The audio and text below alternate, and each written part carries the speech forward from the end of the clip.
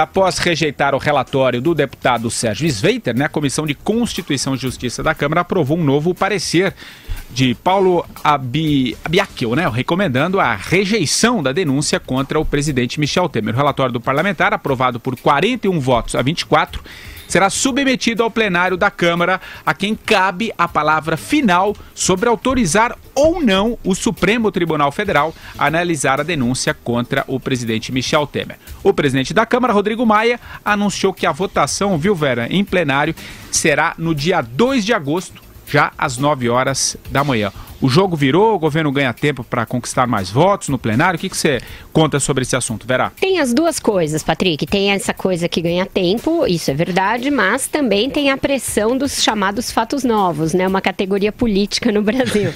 E o que não falta é fato novo. E o que não falta é fato novo, e a gente mesmo vai discutir alguns desses fatos novos que tem aí o poder de atrapalhar a vida do governo. Além disso, tem uma outra possibilidade, a desse quórum não chegar a se realizar nem no dia 2 de agosto, que muitos deputados estão falando isso, que para que eles vão dar quórum para uma coisa tão desgastante quanto enterrar essa denúncia, que é melhor deixá-la lá para as calendas gregas. Neste caso, o presidente da Câmara, Rodrigo Maia, já estuda rever as regras regimentais para abrir a sessão com qualquer quórum, e aí a oposição é que passa a ter de colocar os 342 votos para acatar a denúncia. É uma questão, uma filigrana, mas que no fim faz bastante diferença, porque se você tem deputados suficientes para votar a questão e arquivá-la logo, era o sonho do governo, porque você já se livra de uma coisa, arquiva, mostra força e consegue seguir com a pauta. Mas se fica isso ali pendendo como uma espada de Damocles sobre a cabeça do presidente eternamente, sem você nunca saber quando vai ter quórum, ao sabor da circunstância e ao sabor dos fatos novos, realmente isso não é bom, nada bom para o governo, que vai ter que ficar sempre aumentando ali a dose de alpiste para esse centrão, que já está cobrando bastante caro. A gente vai discutir isso também. Carlos Andreasa. Eu tenho ouvido coisas bastante bizarras a respeito dos desdobramentos dessa votação na CCJ ontem. Nós sabemos que o governo operou uma barbaridade regimental, nada ilegal dentro das regras, para conseguir a vitória. E, afinal, conseguiu uma vitória expressiva, 40-25, movendo todas aquelas peças, obrigando os partidos a trocar os seus membros na comissão.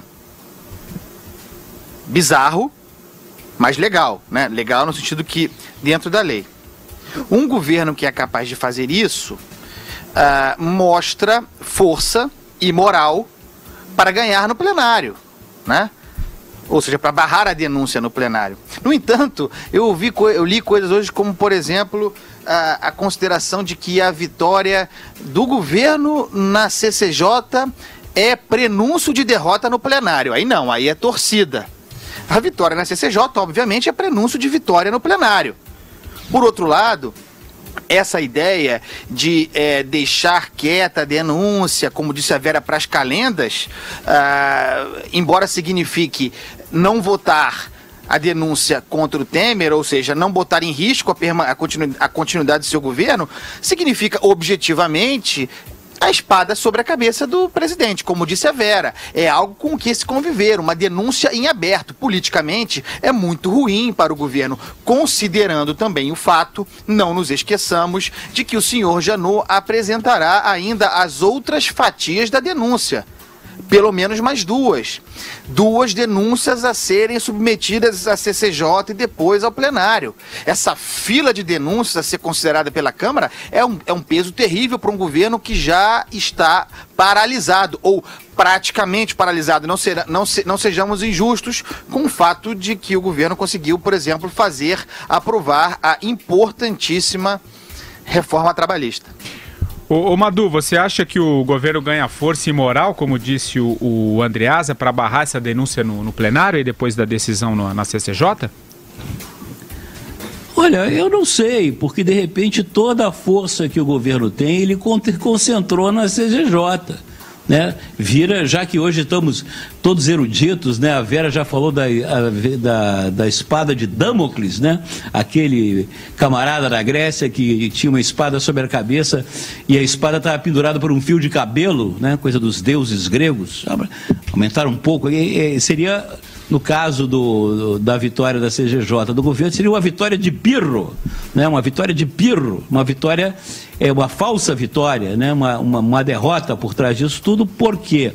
Porque o que se diz, o que se comenta, que indo a plenário, o governo não teria forças, não tem força na base para derrotar a licença para que o presidente seja investigado, né? Ou seja, para que o Temer tenha que se afastar. Agora, o que me incomoda mais nisso, o que eu acho mais maluco nessa história toda, pessoal, é o Congresso sair de recesso. Eu, por exemplo, estou há 4 anos sem tirar férias, e eu ainda tenho trabalho. Quantos e quantos brasileiros, né, podem se dar ao luxo de tirar férias? O Brasil numa enorme recessão, nessa crise pavorosa, as pessoas correndo atrás, aí os nossos congressistas vão tirar férias, vão para Disney, vão sei lá para onde, vão para aquele lugar que eu estou mandando eles, ou então para aquele lugar da mãe deles também, que eu também mando eles também. Vão tirar férias. Com que propósito? O país cheio de problemas. Isso não faz o menor sentido. Recesso. O judiciário é a mesma coisa. Olha, eles cansam igual cada um de nós. Eles são seres humanos, cada um de nós. São os vagabundos que não querem trabalhar. Faça-me o favor. Pelo amor de recesso é o cacete. Madureira, já que... o André e recesso... Ô, Vera... Não, só para registrar que é recesso em decorrência de um dispositivo constitucional, né? É a Constituição, é terrível isso, que seja assim, né? Mas a Constituição Cidadã, que garante, portanto, cidadania extraordinária aos senadores e deputados, que garante a existência desse recesso. Só queria fazer essa parte. E já que o governo está... Isso é uma coisa... Já que o governo está com a espada de Damocles sobre a cabeça e teve uma vitória de pirro, ele terá de fazer aquele trabalhinho de Sísifo, ou seja, rolar a pedra até em cima do morro e vê-la descer eternamente, rolar e vai ter que fazer esse trabalho até voltar do recesso e conseguir o quórum para votar de uma vez esta denúncia. Hoje a gente está dando 3 em 1 é cultura. Aula de cultura. Nós não vamos parar por aí. Vocês são muito cultos. Pois é. Olha aqui. Deixa eu dizer uma coisa para vocês. Nós lemos os livros que você edita, Madureira. Diga. É verdade. Ô, Madu, é o seguinte. Por que é importante colocar a votação no plenário, a votação da denúncia, né, a aceitação da denúncia, numa perspectiva talvez diferente? O governo Temer... Por que eu acho que o governo Temer vencerá quando houver a decisão, a votação em plenário? Porque o governo não precisa vencer. Esse é que é o ponto.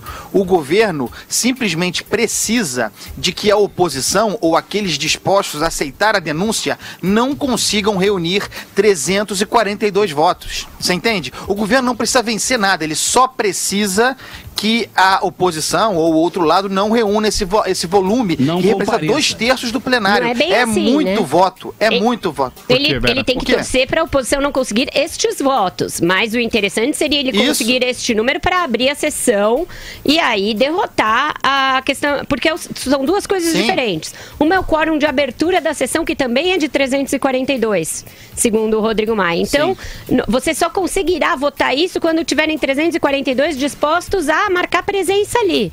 E isso tá difícil. Eles mandaram todo mundo viajar justamente para a oposição não conseguir os votos, só que exageraram. Aí foi gente demais viajar, já estavam na Disney, não dava mais para voltar.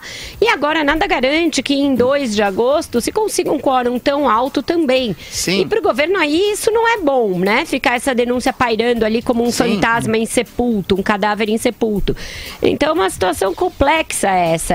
Os votos a oposição dificilmente terá, agora que o Centrão está assim tão fechado e na iminência de obter os cargos.